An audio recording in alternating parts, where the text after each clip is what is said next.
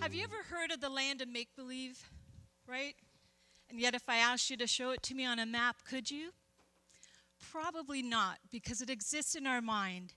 In fact, it's an awesome place that exists in our mind where we would go as children and we could be anything we wanted.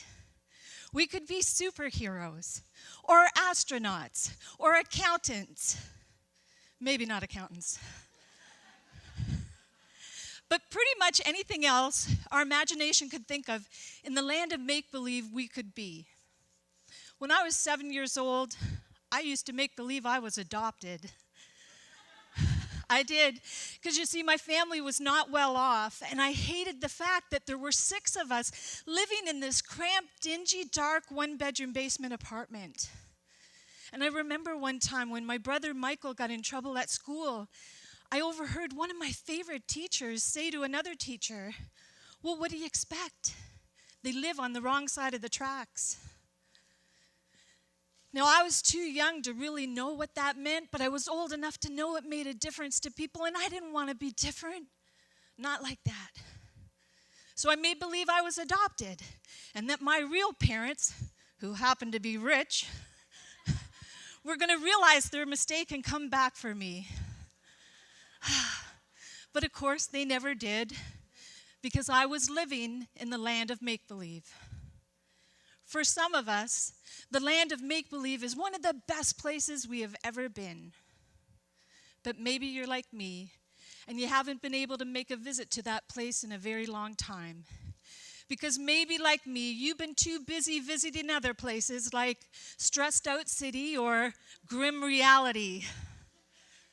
Or maybe, just like me, you woke up one day and you found yourself in a place called the land of used to be. The land of used to be? Where's that?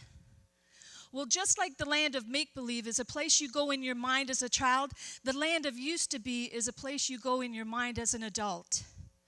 But instead of it being a place where you feel like more, it's a place where you feel like less.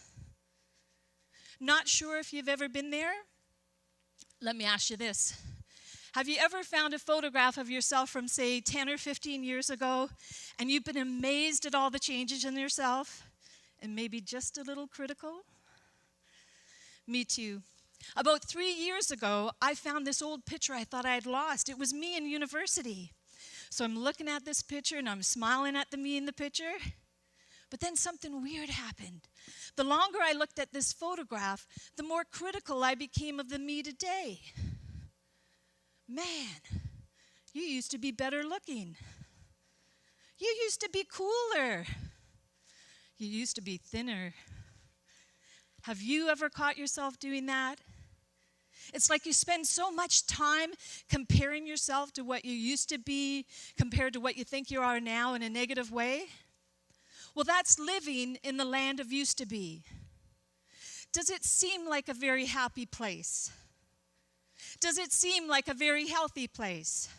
No. And you know what? It's not even a place of motivation, because living in the land of used to be means buying into the notion that your best days are behind you, or that your best version of yourself has come and gone. But the truth is, that's a lie. Your best days are whenever you want them to be. Your best version of yourself is here and now, if only you'd believe it. And I know what you're thinking. How does she know this? Well, I guess you could say I saw it in a photograph, or in this case, photographs.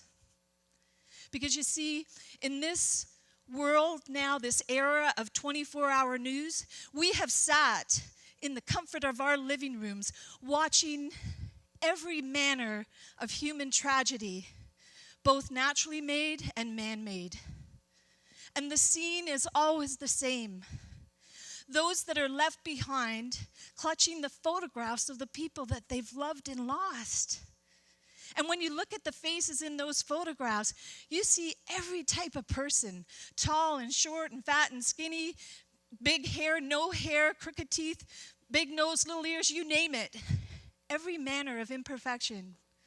But the people holding those photographs, they don't give a damn. at all about those things. But the people in the photographs, they wasted a lot of time thinking about it. And if they had to trade it over again, they'd trade the luxury of growing old. Because what I want you to understand is your value will never be determined by the size of your waistline. It will always be determined by the size of the line of people waiting to say goodbye. And if you recognize the neighborhood of the land of used to be and you're in it, I'm going to ask you to move. And I'm going to ask you also not to waste one more day thinking about who you are and what you're not. Because the cost of living in the land of used to be, it's too high for you and it's too high for the world. Thank you.